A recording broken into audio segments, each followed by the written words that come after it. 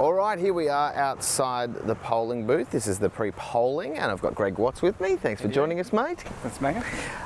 Look, we just got a few questions that we've been throwing at people, just in 30 seconds, or a little bit more. Yeah. Tell us a little bit about yourself. Right, well, I've got Australian born. I was born in Sydney. Being in a church family, I moved around a bit, so I first in Sydney for probably about 7 years. Then we moved to Canberra, Fiji, New Zealand, where I did all my training, and then came across to Australia for my working experience. So I'm a medical technologist, medical scientist actually. While I was in New Zealand, I did my initial undergraduate training, and in Australia I've had a master's degree in science as well as in leadership and management. So I've been a manager now for 9 years, I think it was, and got some great experience out of that for how to handle large quantities of people and to manage large figures in the budget. So with council, you need 5 votes to get something across. Yep.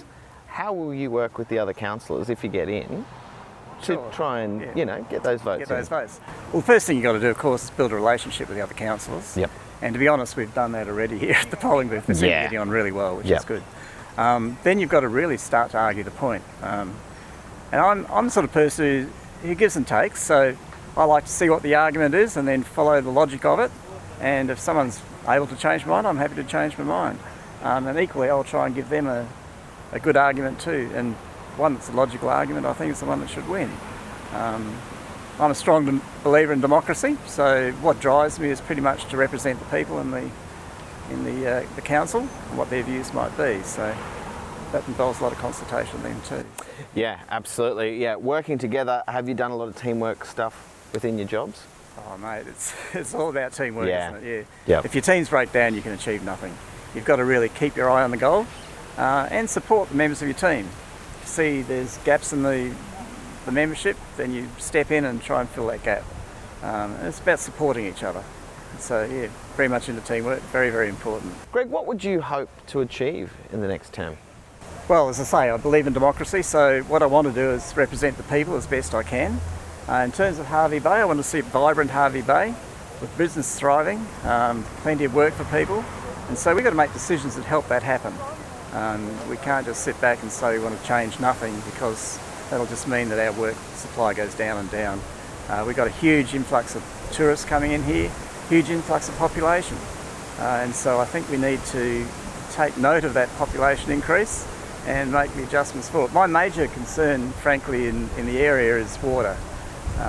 We had overflowing dams, Christmas ago, and then 9 months later into water restrictions. To me, that's a signal that our water supply is not what it should be. So I'd like to see us now developing options to solve that problem. It's not going to happen in the next term, but if we start that in motion to get the thing happening, I'd like to see some decent, reliable water supply happening here for decades to come, because that's really, really important. Other things, we've got roads, we've got bike paths, footpaths. I mean, a lot of older people are struggling to get around the town at the moment. Prime example is the bottom of Tavistock there, where it's really undulating, long grass. People just can't get their scooters to go down there, so they have to go out on the road, and that's a really dangerous thing to do. So I'm very keen on getting that. Dog parks is another thing that people are complaining about. There's not enough, particularly for small dogs. They may have an area for dogs, but the small dogs suffer if big ones come along. So we need to separate the two, I think, for off-leash areas. They're just some of the things that we've got. There's a whole heap of others. They can see my website if they're keen to know other things. Yeah. Greg couldn't be with us on Saturday, so we've gone out live, so please forgive us if there's a bit of wind noise in the background. We're doing our best with these fluffy things on.